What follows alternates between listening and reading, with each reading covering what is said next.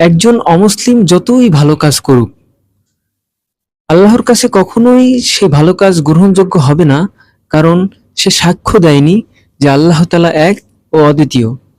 রাসূল সাল্লাল্লাহু আলাইহি সাল্লাম আমাদের নবী। যারা কোরআনের আইন মানে না, যারা নবীর আদর্শকে বাস্তবায়ন করতে চায় না, তারা যতই ভালো কাজ করুক, একজন মুমিন মুসলমানের অন্তরে কখনোই ঠাঁই পেতে পারে না। কারণ আমরা এই দুনিয়া ভোগ করতে আসিনি, আমরা এসেছি দুনিয়াতে বসে আখিরাতের কামাই করতে। যে দলের সরকার গঠন করলে আমরা ইসলামের আইনকে বাস্তবায়ন করতে পারবো, আমাদের পরকালের জিন্দেগিকে সহজ করতে পারবো, সেই দলকে আমাদের সাপোর্ট করা উচিত।